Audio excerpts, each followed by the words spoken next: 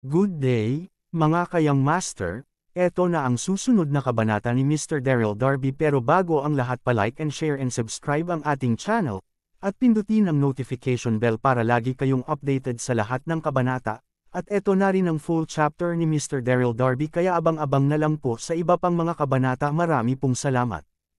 Ang asawa kong tinitingala ng lahat, Kabanata 3101, ang kanyang sariling kamanghamanghang Queen South Cloud, sa harap ng maraming mga tao, ay tinanong ni Long Yaotian, saan niya dapat ilagay ang kanyang mukha, kahit na mas masahol pa. Sinabi niya talaga na nakikipagtalik siya sa isang ligaw na tao, hindi ito matiis, nararamdaman ang galit ng reyna.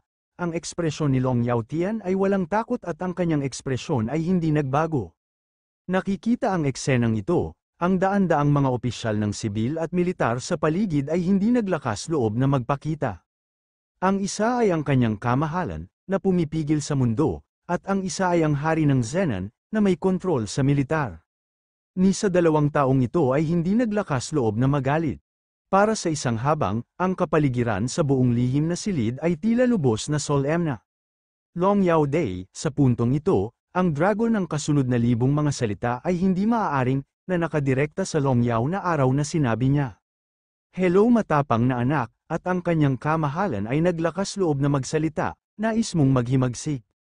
Sinabi totoo, ang mga bagay na nasa harap niya ay gumawa din ng Quincy na walang pagtatanggol, ngunit siya at ang mga kapatid na reyna ay lubos na nagmamahal, kahit na nagkamali ang reyna, dapat niyang bigyan siya ng buong suporta at huwag hayaan ang iba na manakot. Hehe, nakaharap sa saway ni Quincy, huminahon ng mahina si Long Yaotian, hindi maitago ng mukha niya ang paghamak. Quincy, hindi mo ako tinuturo ng mga daliri, nililigawan ng iyong kapatid ang isang lalaki, buntis ng mga ligaw na species, at itinapon ng maharlikang pamilya mukha, batang ito, magsasagawa ako ng isang masusing pagsisiyasat sa huli. Sinabi Long Yao Day huminga ng malalim, masyadong tamad na kalokohan, malamig na itinuro sa Queen. Ngayon ang bagay, dapat maging magandang palabas, ikaw ang tono ni Quincy ay hindi maganda. Ngunit hindi niya alam kung paano ito pabulaanan. Pagkatapos ng lahat, ito ay isang katotohanan na buntis ang reyna. Sa oras na ito, ang mga opisyal ng sibil at militar sa bulwagan ay tumingin muli sa reyna. Nakaharap sa mga mata ng lahat, mahigpit na kinagat ng reyna ang kanyang labi, halos kumagat ng dugo, at dahan-daang sinabi. Wala pa akong nagawa upang humingi ng paumanhin sa unang emperador. Sa paglipas ng mga taon, madalas kong nakilala ang unang emperador sa aking mga pangarap, marahil ang batang ito, ang likas na diwa ng unang emperor, ay regaluhan sa akin dahil gusto niya ang dugong hari, at magkakaroon ng isang tao na magtagumpay. Sinabi niya ito, ang mukha ng emperador ay sobrang pula, at siya ay hindi mailalarawan na nahihiya.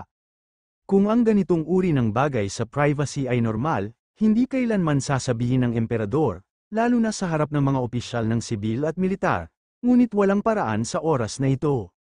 Tinitigan ito ni Long Yaotian, at sinabi niya ito nang hindi ito ipinapaliwanag. Hindi alam matapos itong matapos, ibinaling ng reyna ang ulo upang tumingin kay Long Yaotian. Nasiyahan sa paliwanag na ito ang tono ay kalmado, ngunit isang hindi mapigil ang galit ang tumaas sa kanyang puso. Ang Long Yaotian na ito ay blatantly slandered kanyang sarili, ito ay simpleng walang batas. Kilalanin ang unang emperor sa iyong panaginip, narinig ito, parehong Long Yaotian at ang daan-daang mga sibil at militar na opisyal sa paligid ay natigilan. Pagkalipas ng ilang segundo, nag-react si Long Yaotian at tumawa sa langit, ang kanyang mga mata na puno ng panunuya. Kung makilala mo ang iyong kamahalan sa isang panaginip, mabubuntis ka. Ginagamot mo ba kami bilang isang taong gulang na bata tulad ng sinabi niya? Ang mga mata ni Long Yaotian ay pumitik, at tinanong niya ang emperador. Tanungin kita ulit, sino ang taong ganid na tao? Galit na galit ang emperador na sumigaw siya. Long Yaotian, dun wag gumawa ng gulo, malinaw akong walang sala, walang ligaw na kalalakihan. Mabuti, si Long Yaotian ay nanunuya at malamig na sinabi. Kung ito ang kaso, pagkatapos ay huwag mo akong sisihin sa hindi kita pagbibigay ng pagkakataon. Bilang reyna ng South Cloud, lihim siyang buntis at ininsulto ang reputasyon ng pamilya ng hari. Mukhang ikaw ay magiging ipinadala sa bilangguan, Panahon na para sa isang mahusay na pagtatanong. Tulad ng sinabi niya, si Long Yaotian ay tumingin sa paligid ng madla, at ang kanyang malamig na tinig ay kumalat sa buong hall. Ako, si Long Yaotian, ay ipinapahayag bilang hari ng Zenan na ang reyna ay walang kahihiyan, nakikipagtalik sa isang ligaw na tao, at buntis. Talagang isang kahihiyan sa hari na mapahiya ang unang emperador. Lahat kayo ay pinapabura ng unang emperador. Dapat mong suportahan ang haring ito upang linisin ang pamilya ng hari upang mapanood at makinig ka. Ang huling pangungusap ay nahulog, at isang malakas na hininga ang sumabog mula sa Long Yaotian at tinangay ang madla. Kabanata 3102. Wow, bumagsak ang boses, at ang mga nakapaligid na milyon-milyong sibil at militar ay tumango bilang pagsang-ayon. Oo, ang mga ganoong bagay na nakakainsulto sa pamilya ng hari ay dapat na maimbestigahan ng mabuti. Kung hindi mo masyadong mahal ang iyong sarili, paano ka magiging karapat-dapat na maging isang reyna? Susuportahan ko ang haring Zenan, sa ilalim ng angkasunduan, walang sino man ang nakiramay sa reyna, isang paghamak ang samilaw sa kanyang mga mata. Ikaw sa sandaling ito, nanginginig ang katawan ng emperador, at tinuro ni Quincy kay Long Yaotian, galit na walang imik. Ang Long Yaotian na ito ay naging mas mapangahas, at lantaran niyang niligawan ang daan-daang mga opisyal upang labanan siya. Malinaw na ito ay isang paghihimagsik Long Yaotian. Sa sandaling ito, hindi ito lubos na mapigilan ni Quincy, at sumigaw siya. Ikaw ay matapang, walang respeto sa emperador, at nais mong maghimagsik ng hayagan. Narito ako ngayon, ayaw mo ba upang saktan ang aking emperor? Isang buhok, ang boses ay nahulog, ang maislan na katawan ni Quincy ay nag-flash, nakakapit ng isang mahabang tibak, at dumidiretso patungo sa Long Yaotian. Nang makita ang eksenang ito, daan-daang mga sibil at militar na opisyal sa paligid, mabilis na umatras. Ang lakas ni Quincy ay malakas, at lahat ng naroroon ay napakalinaw. Sa oras na ito, nakikita siyang lumipat, lahat sila ay naiinggit, natatakot na masugatan ng hindi sinasadya. Haha, pagkakita ng pagsabog ni Quincy, si Long Yaotian ay hindi nagpanik sa lahat, ngunit medyo hindi masabi ang kaguluhan. Quincy, ang iba ay natatakot sa iyo, hindi ako natatakot sa iyo, sinasabi ko sa iyo, pinasiyahan ng iyong mga kapatid na babae ang tapos na ang panahon ng Southern Cloud Continent. Click, nang bumagsak ang boses, lumakas ang panloob na lakas ni Long Yaotian, isang mahabang kutsilyo ang mahigpit na nakahawak sa mga kamay, at binati niya kaagad. Dang, sa susunod na segundo, nagsalpukan ang mga espada, at naririnig ng lahat ang isang panginginig. Nang inig ang buong bulwagan, pagkatapos, nakita nilang nanginginig ang katawan ni Quincy, at ang buong tao ay napailing pabalik ng higit sa 100 mga hakbang, at ang mukha niya ay mapatla. Pinag-uusapan nito, kung talagang nakikipaglaban ka ng mag-isa, si Long Yaotian ay hindi kalaban ni Quincy, ngunit upang may pagtanggol ang Black Cloud City, nasugatan si Quincy. Bumalik siya sa South Cloud Imperial City kahapon, sa kabila ng pagkuha ng Royal Elixir. Hindi pa ganap nakabawi ngayon, ngunit sa oras na ito, nakaharap sa Long Yaotian sa kanyang rurok na estado, natural na hindi niya siya mapigilan. Nakikita ang eksenang ito, ang mga nakapaligid na opisyal ng sibil at militar ay nagulat. Ang hari ng Zenan ay nagbabantay sa hangganan sa loob ng maraming taon at bihirang bumalik sa lungsod ng imperyo. Hindi niya inaasahan ang kanyang lakas na maging napakalakas, at natalo niya ang Quincy sa isang paglipat lamang. Emperor's Sister, sa oras na ito, ang emperador ay nagulat at nagalit, hawak ang kamay ni Quincy, ang kanyang magandang mukha ay puno ng pag-aalala.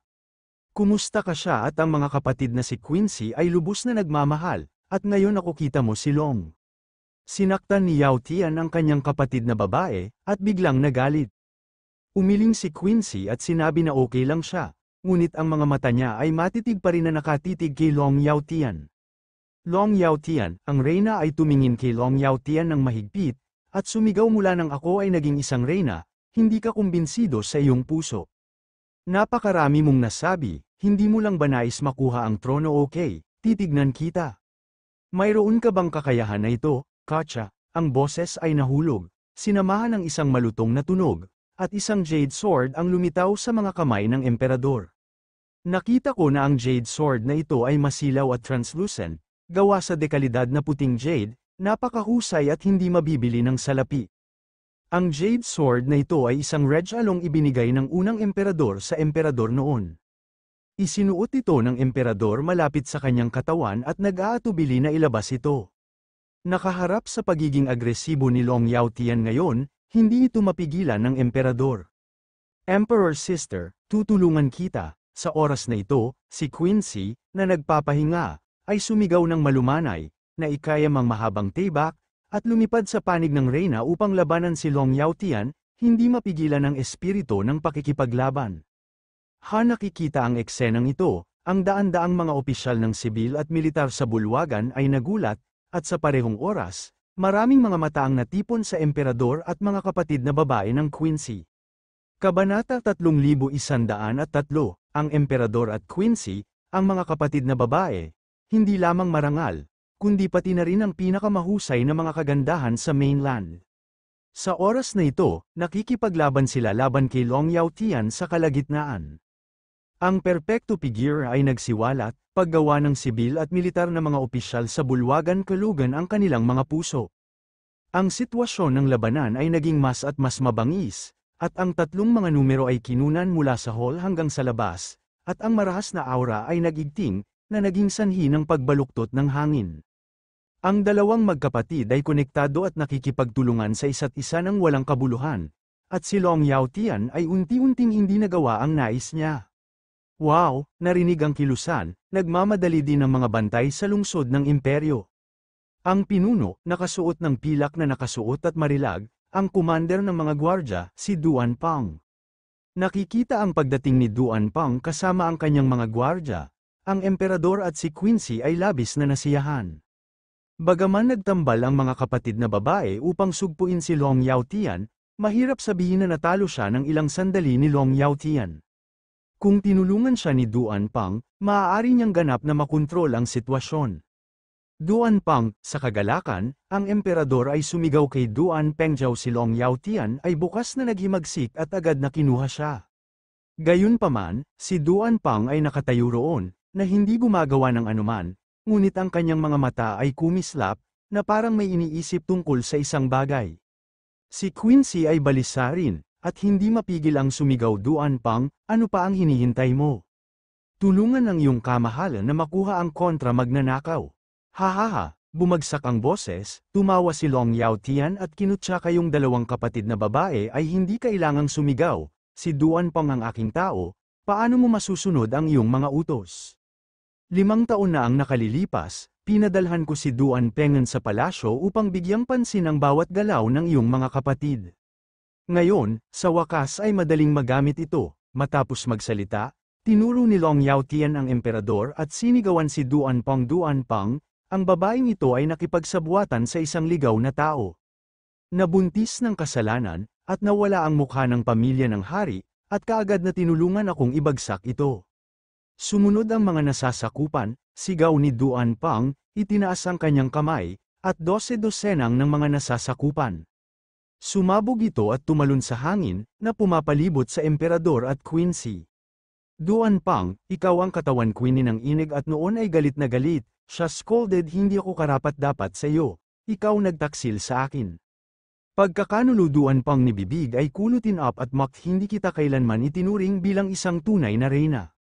Paano kita ipagkanulo? Si Haring Zenan ay ang unang kapatid ng unang emperor, at siya ang orthodox royal family at ikaw, na sumikop sa trono sa loob ng maraming taon, ay gumagawa pa rin ng mga iskandalo na nakakahiya sa pamilyang Huang.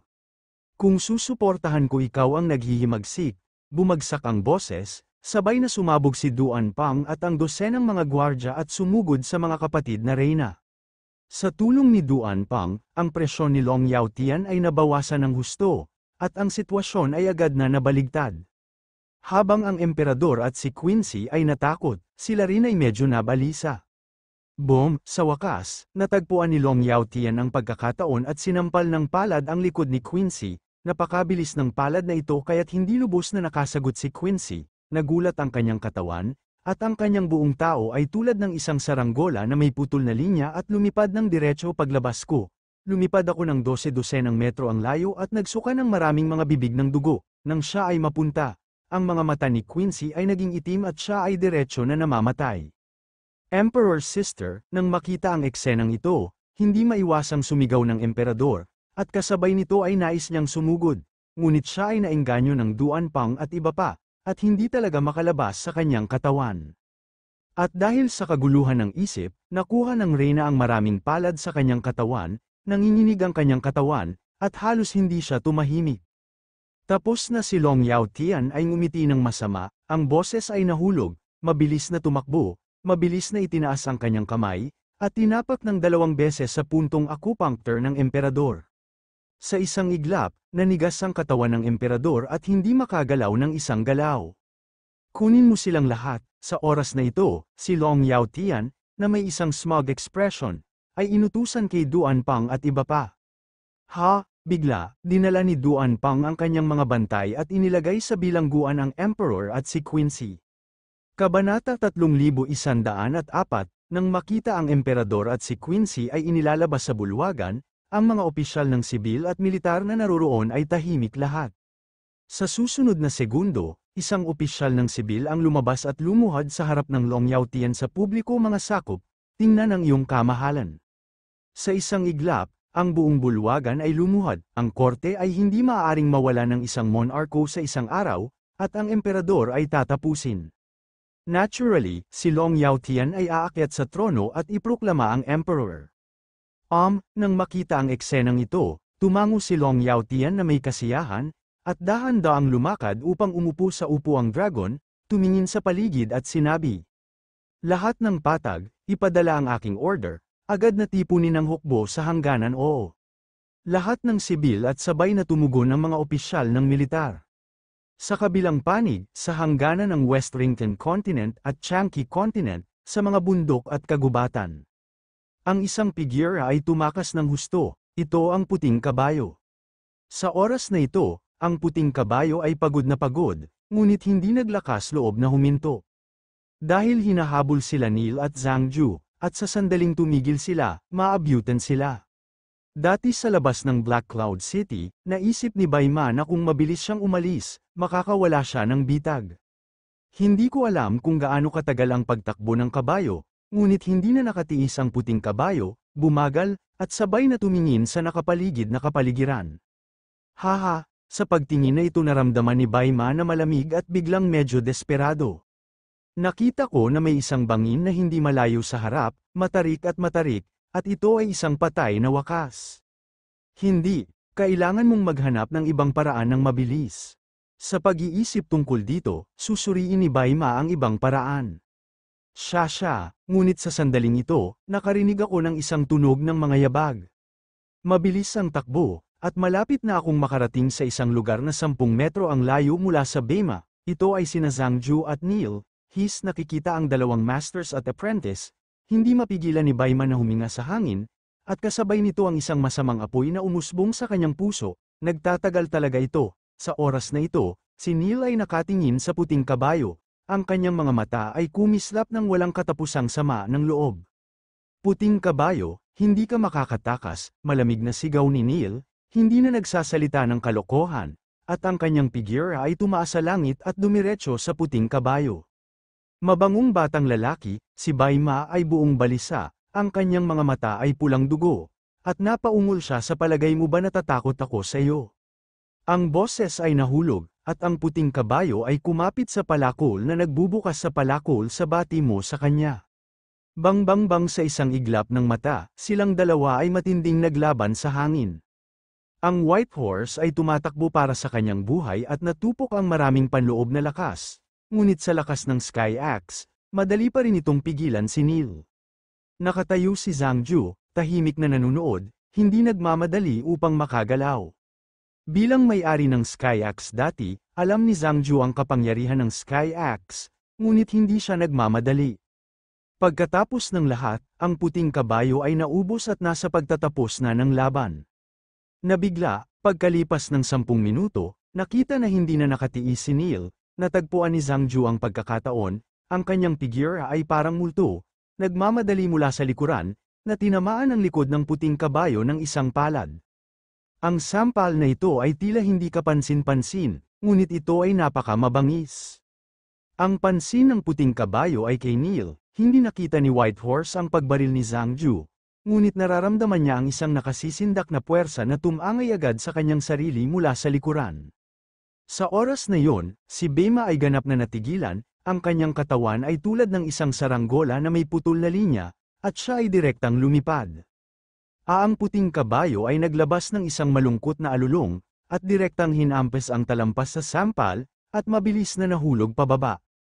Ang kakilakilabot na alulong ay naging mas maliit at mas maliit sa pagkahulog, at sa wakas ay napuno ng tunog ng anghangin. Sa sandaling ito, sabay na sumugod sina Zhang Ju at Neil sa bangin, at nakita nila na ang talampas ay medyo mataas at napakatarik. Tapos na, huminga ng malalim si Zhang Ju at marahang sinabi. Kabanata 3105, kung nahulog ka mula sa isang mataas na lugar, kahit na mamatay ka, hindi man sabihing si Bema ay malubhang nasugatan sa kanyang sarili. Nakahinga rin si Neil, at pagkatapos ay lumuhad sa lupa, sumisigaw sa kalangitan, Ama, gagantay ako sa iyo, makakapahinga ka sa kapayapaan. Hindi mapigilan ng luha na bumuhos bago bumagsak ang boses. Si Neil ay malalim na tinuruan ni Chester mula noong bata pa siya, at napakaganda ng ugnayan ng kanyang ama at anak. Si Zhang Ju ay hindi nagbigay ng aliw, at tumabi at tahimik na nagmamasid. Matapos ang pagiging sentimental saglit, si Neil ay unti-unting huminahon at umalis kasama si Zhang Ju. Sa ilalim ng bangin, mabilis na nahulog ang pigira ng puting kabayo, narinig lamang ang pagsipol ng hangin sa kanyang tainga, at siya ay napaka-desperado. Tapos na, akala ko magiging sikat ito sa pagkuha ng Sky Axe, ngunit hindi ko inaasahan na magwawakas ng ganito. Puff, sa wakas, sinira ng puting kabayo ang ilang mga puno sa bangin, at sa wakas ay nahulog sa lupa. Dahan-daang binuksan ng Whitehorse ang kanyang mga mata, at may matinding kirot sa buong katawan niya. Mayroon talaga akong isang malaking buhay, kung hindi dahil sa ilang mga puno sa bangin, na nagpalakas sa lakas ng pagkahulog, mahulog ako sa isang meatloaf. Natuwa, tumayo si Baima at tumingin sa paligid, ang bangin sa harapan niya ay halatang hindi makalipad sa kanyang sariling sitwasyon, at maaari lamang sumulong sa libis. Hindi ko alam kung gaano katagal ako naglalakad, tumigil ang puting kabayo, at ang buong tao ay nagulantang. Nakita kong may isang kuweba na lumitaw sa harap niya. Ang kuweba na ito ay madilim at damp, na nagbibigay sa mga tao ng isang malungkot na pakiramdam. Ano ang lugar na ito? Lihim na nakasimangot si Bema, ayaw pumasok, ngunit walang paraan sa unahan, kaya't nakakagat lang siya ng bala at pumasok sa yungib upang galugarin. Nang makapasok siya sa loob ng yungib, laking gulat ni Bema. Nakita ko na ito ay isang malaking lihim na alchemy, ngunit matagal na itong pinabayaan. Ang malaking alchemy furnace ay matagal nang nabubulok, ngunit marami pa ring mga bote at garapon sa istante sa tabi nito, at tila mayroong maraming tabletas dito. Nang makita ito, ang mga mata ni Baima ay kumislap, na may hindi maipaliwanag na kaguluhan, at siya ay nagmadali. Nang siya ay dumating, ang puting kabayo ay hindi mailalarawan na nasa sabik. Tianling Peel, 9 Luling Huasan Fok, napakaraming top-grade peel. Bagaman hindi alam ni Baima kung paano gumawa ng peel, alam din niya na ang peel na nasa harapan niya ay napakabihirang panlunas. Pagkatapos ng lahat, bago naging Panginoon ng Palace of Eternal Light si Bema, siya ay isa rin sa 4 na dakilang hari ng Dharma at may maraming karanasan sa mundo. Hahaha, sure, sapat, hindi ka mamamatay sa sakuna, at magkakaroon ka ng magandang kapalaran. Malubhang nasugatan siya at kailangan ng isang tableta upang makabawi. Napakarami sa sandaling ito, hindi ko alam na ito ang lugar ng alchemy ng nakatatandang dalubhasa, at sa wakas ay gininhawa ang aking sarili.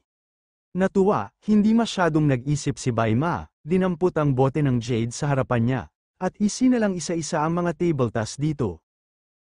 Matapos ang paglunok ng lahat ng uri ng elixir, ang puting kabayo ay nakaupo na naka-crossleg at nagsimulang gumaling mula sa paglilinang.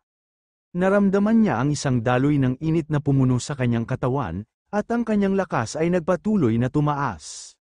Sa kabilang panig, sina Daryl at Sarah, kasama si Andy, sa wakas ay nakarating sa Holy Sect Place pagkatapos ng maraming oras na pagmamaneho.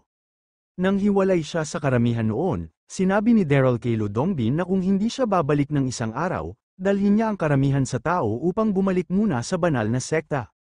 Daryl, pagdating ko sa Shanmen Hall, nakita ko ang isang payat na figura na tumatakbo at sumugod sa mga bisig ni Daryl. Ang kanyang magandang mukha ay puno ng kagalakan at kaguluhan, at si Yvette niyakap ng mahigpit ni Yvette si Daryl, at walang pakialam sa tingin ng mga nakapaligid na alagad ng Saint Sect. Daryl, narinig kong nasa Southwood Imperial City ka at nahuli ka ni Haring Kenny. Nag-aalala kong ngumiti si Daryl, tumawa, huminahon ng marahan pinag-aalala kita, sinabi ito. Malinaw na naramdaman ni Daryl na nakuha ni Yvette ang kanyang lakas. Kabanata 3106, ang iyong lakas ay naibalik, tuwang-tuwa na tanong ni Daryl. Si Yvette ay ngumiti ng mahina at tumango ang dakilang sage at lahat ako ay nakabawi, salamat kay Chief Lu Dongbin. Hula, habang nagsasalita, nakita ko sina Lu Dongbin at Dax lahat na naglalakad palabas ng hall. Sa nagdaang ilang araw, sa tulong ni Lu Dongbin, pagkatapos na ang bawat isa ay makabawi ng kanilang lakas, patuloy silang nagtatanong tungkol sa kinaroroonan ni Daryl. Sa oras na ito, lahat sila ay nasasabik na malaman na ligtas na nakabalik si Daryl. Haha sa sandaling ito, nakikita ang lahat na matagumpay na nakakagaling, hindi mapigilan ni Daryl na tumawa. Sa sumunod na segundo, niyakap ni Daryl ang kanyang kamao kay Lu Dongbin at sinabi bilang pasasalamat, salamat daw Master Lu. Magalang ang sekta na si Master Darby, bahagyang ngumiti si Lu Dongbin at sumagot lahat ng tao ay pareho sa mundo. Bukod, kung hindi ikaw dati, hindi ako ganon kadali na lumabas sa lugar ng ilusyon. Sa pamamagitan nito, hindi mapigilan ni Lu Dongbin na tanungin. Nga pala, ilang oras na ang nakakalipas, may mga alingaw-ngaw na ikaw at ang mga tao mula sa pangunahing mga sekta ay biglang nasa altar ng pagpapala ng South Cloud Imperial City. Nawala, at ang Emperor Kenny ng New World Continent ang naging sanhi ng lahat ng ito. Ano ang nangyayari ha? Nang bumagsak ang boses, si Yvette, Dax at iba pa ay tiningnan din si Daryl at hinintay ang kanyang sagot. Mahaba itong kwento, mapait na ngumiti si Daryl, at pagkatapos ay detalyadong inilahad ang karanasan ng nakaraang mga araw. Ano nagulat ang lahat nang marinig ang sitwasyon, sina Haring Kenny at Jack ay kapwa mga Pluto hindi nakakagulat na napakalakas nila. Sa sandaling ito, si Daryl ay tumingin sa paligid at seryosong sinabi ang hukbo ng panahon ng King ay natalo lamang at ang kanyang sigla ay malubhang nasugatan. Sa maikling panahon, walang banta kay mainland, ngunit mayroon akong balita na ipinatawag ni Jack ang pagkamatay. Hukbo at ngayon ay South Cloud Continent ay umuusad, hindi dapat huli na, kailangan nating magmadali upang suportahan ito. Okay, tumango ang lahat, makalipas ang ilang minuto, nagpaalam ang lahat kay Daryl at Yvette kay Lu Dongbin at nagmamadaling patungo sa Southern Cloud Continent. Si Andy ay malubhang nasugatan at nanatili sa Shenzong upang pansamantalang gumaling, matapos ang maraming oras na pagmamadali. Ang lahat mula sa Daryl sa wakas ay nakarating sa hangganan ng Southern Cloud Continent, nang makarating sila malapit sa isang matarik na bangin, lahat ng nasa Daryl ay huminto ng walang malay, tumingin sa direksyon ng bangin, at lihim na nakasimangot. Sa itaas lamang ng kanyan, may mga siksik na ulap at ambon, at mayroong isang malakas na pagbago-bago ng aura. Boom! Nang ang lahat sa Daryl ay lihim na nagulat, narinig lamang nila ang isang malakas na ingay, na nagmumula sa kanyan sa harap nila. At kaagad pagkatapos, nakita nila ang pagbagsak ng isang bangin, at ang buong kanyan ay napuno ng alikabok. Sa sandaling ito, nagkatinginan sina Daryl at Yvette at sumugod. Pagdating nila, lahat ay nagulat, nakita ko ang isang figura na tahimik na nasuspinde sa alikabok at usok. Ang figura ay nasa basag na damit, ngunit may isang hininga ng panginginig sa takot sa buong katawan niya. Ito ang puting kabayo, sa oras na ito, ang puting kabayo ay higit sa doble ang lakas nito dahil sa pagkuha ng halos 100 elixir. Siya yun, pagkakita kay Baima, hindi mahalaga kung si Daryl o Yvette, lahat ay nabigla, at kasabay ng maramdaman ang aura na tumatagos sa kanya, lalo silang nagulat. Lalo na ang mga mata ni Daryl ay puno ng sorpresa, hindi ba hinabol ito ng puting kabayo ni Zhangju at Neil? Paano siya narito, at ang kanyang lakas ay mas malakas kaysa dati? White Horse sa susunod na segundo, reaksyon ng hangin na, lumitaw sa kalangitan, na nakadirekta sa puting kabayo na kumulog. Pinapatla mo si brother, sadyang itinayo ako, mga bagong kaaway ng lumang account, kinakalkula namin oong boses matapos mahulog, nagpinta si Fang Tian ng isang halberd at kinamayan ang kanyang kamay. Isang ilaw na pulang dugo ang sumabog, dala ang momentum ng kulog, at tinangay papunta sa puting kabayo. Kabanata 3107, pagkakita ni Daryl ay sumabog, si Bai Ma ay nagulat sa una, at pagkatapos ay nagpakita ng isang mapanghamak na ngiti. Ito ay talagang isang makitid na kalsada para sa kalaban. Malamig na sinabi ni Whitehorse, ang kanyang mga mata ay puno ng kabaliwan, sinipsip ko lang ang sobrang lakas ng spirit pill, para lang masubukan ang iyong lakas. O, tulad ng sinabi niya, biglang itinaas ni Bai Ma ang kanyang kamay at kumaway, isang gintong ilaw ang sumabog mula sa Sky Axe, pinunit ang langit at ang lupa, at direktang patungo sa Daryl. Boom, isang iglap, ang dalawang figure ay nagsalpukan sa hangin, at isang marahas na aura ang sumabog. Kaagad, ang figure ni Daryl ay inalag pabalik ng 12 ng mga hakbang, at ang kanyang mukha ay mapatla. At ang puting kabayo ay nagmamataas doon, na nagmukhang gaya ng dati. Ano nang makita ang eksenang ito, ang lahat sa ibaba ni Yvette ay nagulat. Ito ang lakas ng puting kabayo na ito ay hindi sikat sa mainland, bakit biglang naging malakas ang lakas nito? Kasabay nito, si Daryl, na hawak ang kanyang figure sa hangin, ay tinitigan ng mabuti ang puting kabayo, at hindi rin niya mailalarawan ang pagkabigla. Hindi ko ito nakita sa isang araw, ang lakas ng puting kabayo na ito ay napabuti, hindi ka panipaniwala, alam mo, mas malakas ang lakas, mas nakakatakot ang palakol na magbubukas sa kalangitan. Haha, pagkakita ng ekspresyon ni Daryl puno ng pagmamalaki si Bai Ma at hindi mapigil ang pahirapan siya. Daryl, ang langit ay lumiliko, hindi kita matalo dati, ngunit ngayon, ikaw ay hindi mas mahaba ang kalaban ko. Ang mukha ni Daryl ay malungkot at hindi tumugon. Determinado ang kontrabida, Daryl, tutulungan kita. Pagkakita sa eksenang ito, umungal si Dax, at sumabog ang kanyang figura. Pagkatapos, sumugod din sina Yvette at Ibala patungo sa puting kabayo.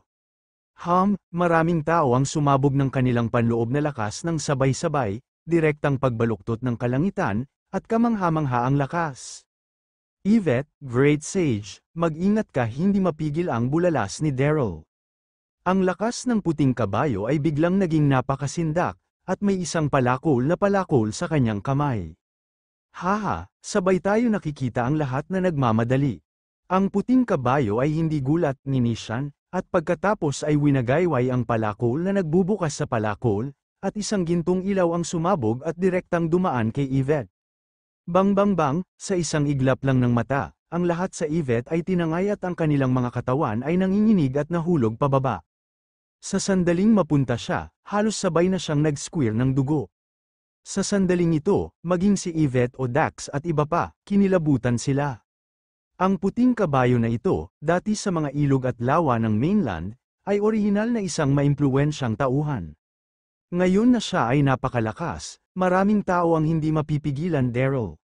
Mahigpit na kinuyam ng puting kabayo ang kamao, ang kanyang figure pagpasada buong kapurihan sa gitna ng langit, nakatitig sa Daryl malapit, sinabi niya salita sa pamamagitan ng salita. Daryl, walang sino man ang maaaring isave sa iyo ngayon, mamatay na lang.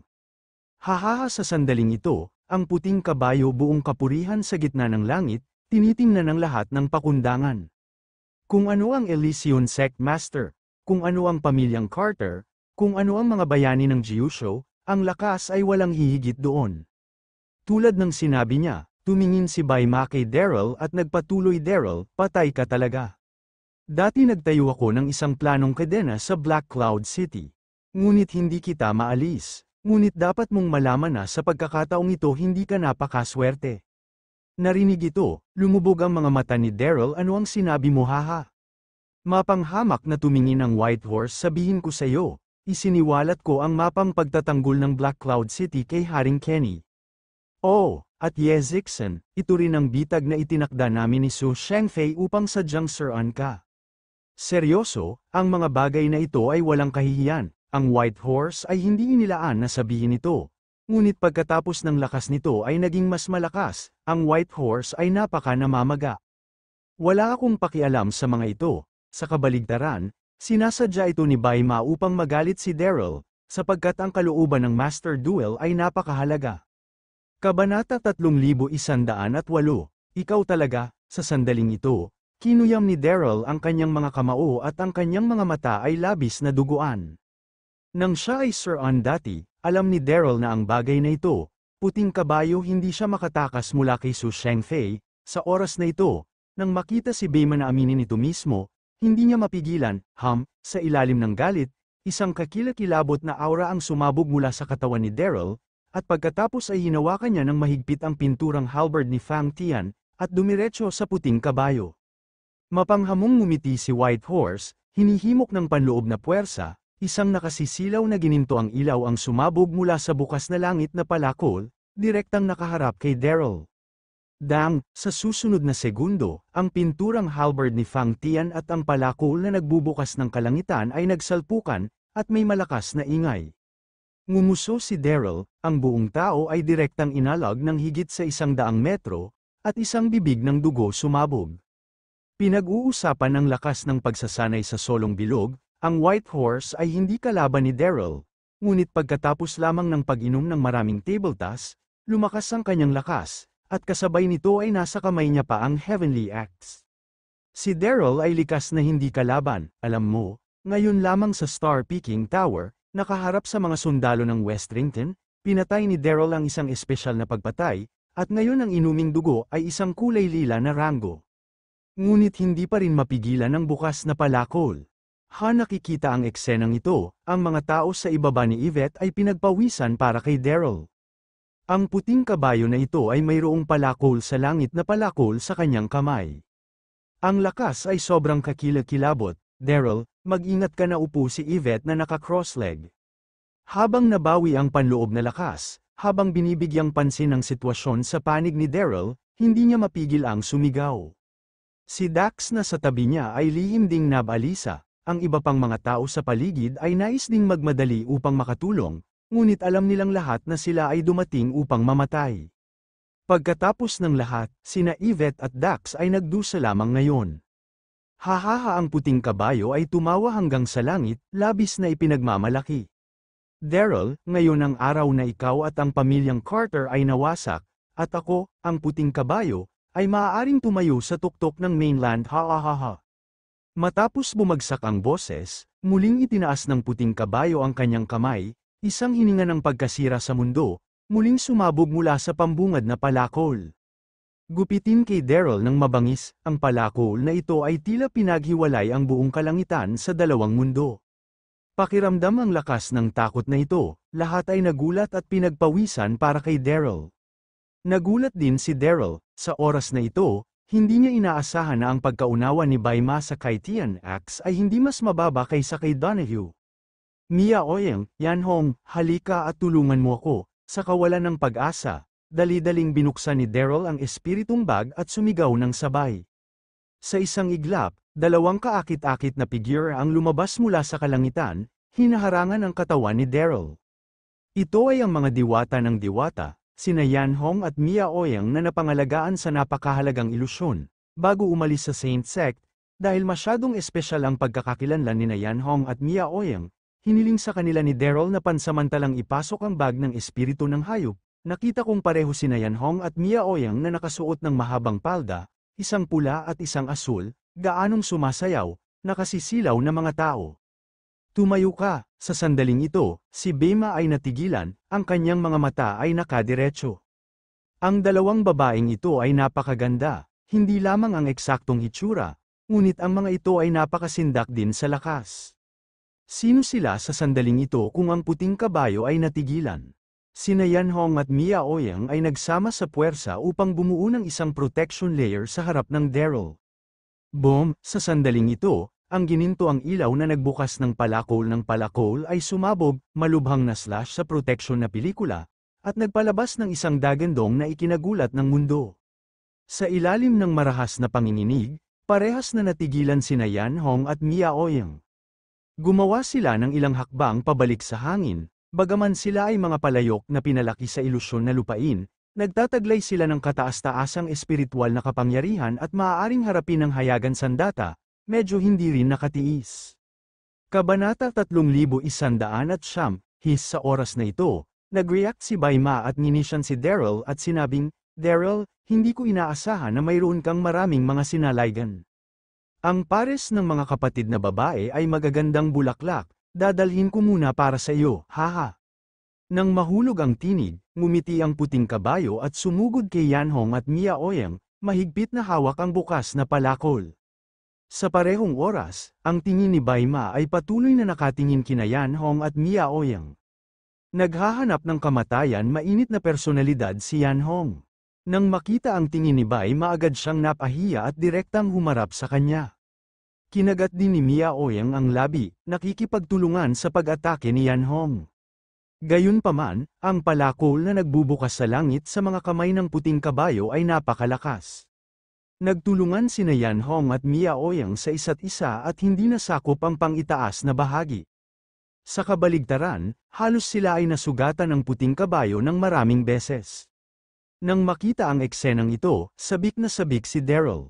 Hindi ito gag-ana ng ganito. Sa sumunod na segundo, nakita ni Daryl ang naglalagablab na araw sa itaas ng kanyang ulo, at biglang may naisip siya. Dali-dali siyang sumigaw kina Yanhong at Mia Oyang Yanhong, umaatake ka mula sa kaliwa, Mia Oyang, nakikipagtulungan ka sa kanan, tandaan, huwag kang manggenguna.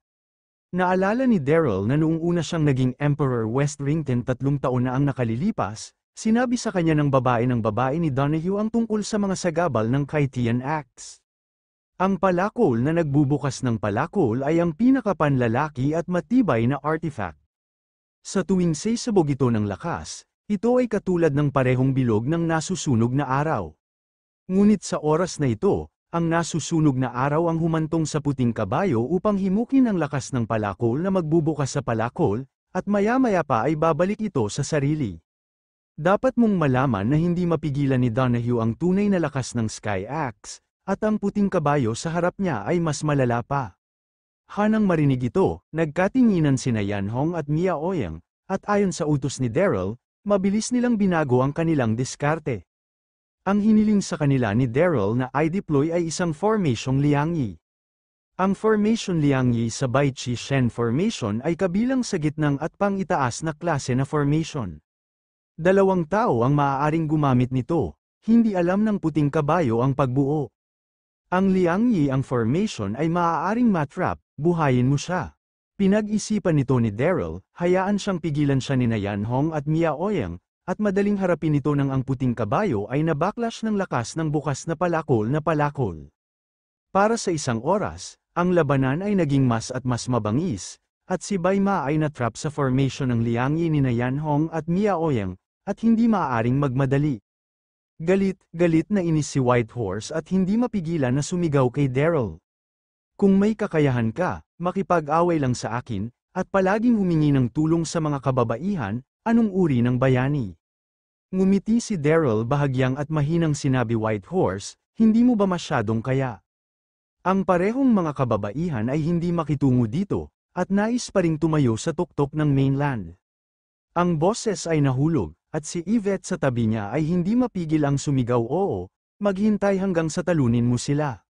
Kwalipikado upang labanan si Daryl, natatakot ako na hindi kayong mag-away ng 2 babae. Si Yvette ay matalino, at masasabi niya sa isang tingin na hinihila na ni Daryl oras ha.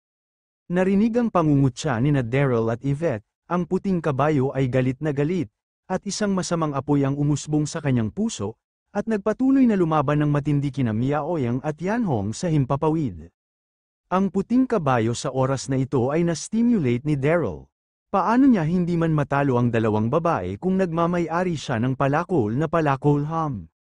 Sa galit, sinabog ng puting kabayo ang lahat ng panloob na puwersa ng dantian at itinurok sa palakol na palakol. Sa isang iglap, ang nakakapasaw na lakas ng nakakapasaw na araw sa itaas ay halos natanggap ng palakol na palakol, at isang nakakakilabot na aura na nakakubkob sa loob ng palakol na palakol. Sa parehong oras, ang pagsabog ng ilaw ay labis na nagliliyab. Lahat ng naroroon ay halos hindi mabuka ang kanilang mga mata, die all to me, sa sumunod na segundo, nakakandado ang mga mata ni Baima sa 2 ni Yanhong, at umungol siya ng ligaw bago sumugod, bigla, nang inig ang kanyang katawan, at asul at puti ang kanyang mukha, Kabanata 3110, Haha nang makita ang eksenang ito, ngumiti si Daryl, ang puting kabayo na ito ay tuluyang nabakles ng lakas ng Sky Axe, ito ang pagtatapos ng kayabangan. Anong nangyari sa oras na ito? Ang puting kabayo ay kinilabutan din. Malinaw na naramdaman niya na ang kanyang panloob na lakas na dantian ay ganap na wala sa kanyang kontrol at nasa bingit ng pagbagsak, hanggang sa oras na ito, hindi alam ni Bema na ang Kaitian ay may kawalan na maging madali lamang masira. Daryl sa wakas, ang puting kabayo ay nanginginig ng marahas at hindi na nakatiis, isang bibig ng dugo ang sumabog, at ang kanyang mga mata ay puno ng dumi, sa parehong oras, ang aura ng buong katawan ay gumuho at naging labis mahina na. Naisip ko na ang aking sariling lakas ay mabubuti at ang angka ng Daryl at Carter ay matatanggol ng maayos, ngunit hindi niya ito inaasahan, ngunit napaatras ng lakas ng axe ng langit. Walang kahihiyang kontrabida, mamatay ka. Sa sandaling ito, napaungol si Dax, ang kanyang figura ay tumaas sa langit, itinaas ang kanyang kamay, at tinamaan ang puting kabayo. Boom! Ang bilis ni Dax ay napakabilis na ang puting kabayo ay walang oras upang makapagreaksyon. Ang palad na ito ay malakas na tumama sa likod ng puting kabayo at narinig ang isang mapurol na panginginig, ang puting kabayo ay nagsabog ng dugo, at ang buong tao ay sabay na lumipad palabas. Puff! Matapos lumipad ng buong 100 metro ang layo, ang puting kabayo ay nagwiwisik ng isang pag-ulan ng dugo sa hangin, at sa wakas ay nabasag sa isang malaking bato. Ang mga buto ay nabasag, at nawala ang hininga. Nang makita ang eksenang ito, kapwa huminga ng maluwag sina Daryl at Yvette. Ang taksil na kontrabida na si Bema ay sa wakas ay natapos na. Bang, bang, bang, kasabay nito, ang Sky Axe ay nahulog din sa lupa, kumislap ang mga mata ni Dax, sumugod siya at kinuha yon. Haha, hindi mapigilan ni Daryl na tumawa, at binati si Dax mahusay na sage, ikaw ang magiging master ng Kaitian Axe sa hinaharap. Sa paglipas ng mga taon, dumaan ang Kaitian Axe sa maraming mga panginoon, anuman ito Donahue, Zhangju, o isang puting kabayo, alinman sa isang taksil na tao o isang taksil na kontrabida. Sa oras na ito, ang pambungad na palakol ay nahulog sa mga kamay ni Dax, at isinasaalang-alang na nakatagpo niya ang tunay na Panginoon. Narinig ang pagbati ni Daryl, tuwang-tuwa rin si Dax, kinalabit niya ang bukas na palakol na may pagmamahal at patuloy na hinahangaan. Ito ay isang walang kapantay na sandatang mahika, isang mabuting sandata. Sinabi ni Dax kay Daryl kung wala sa karagdagang, bilisan natin at suportahan ang Southern Cloud Continent. Sa oras na ito, hindi makapaghintay si Daryl upang makuha ang palakol. Nais lamang niyang maabot ang battlefield ng mabilis at labanan ang kalaban. Tumango si Daryl pagkatapos ay binati ang lahat at nagpatuloy na umalis. Sa oras na ito, masayang-masaya si Daryl sa kanyang puso, ang pagpatay sa puting kabayo ay itinuturing din bilang isang buntong hininga para kay Brother Chester, at iniisip si Chester, hindi mapigilan ni Daryl na makaramdam ng kaunting pag-aalala. Dati, narinig kong sinabi ni Saintess Zian na si Chester ay dinakip muli ni Hades, at ngayon hindi niya alam kung ano ang nangyari. Sa kabilang panig, isang hindi kilalang lambak sa Southern Cloud Continent. Ang lambak na ito ay malayo, at mayroong isang kampong bandido na inabandonan ng mga dekada, na kung saan ay hindi mailalarawan na ilang. Gayunpaman, sa isang butas sa likod ng kampo, ang isang tao ay nakakadena sa loob, isang itim na balabal, isang banayad na mukha, at isang bangunang walang gaanong buhay, ngunit may isang masamang kapaligiran na tumatagos sa buong katawan niya. Ito ay si Chester. Bago nahuli ng puting kabayo si Chester, dahil pupunta siya sa Southern Cloud Continent upang lumahok sa Xuanshan Conference ng Nine Heaven Saints, hindi niya nagawang dalhin si Chester. Pagdaan dito, si Chester ay nakalok dito inabando ng kuweba ng kampo, ilang confidant guard ang ipinadala.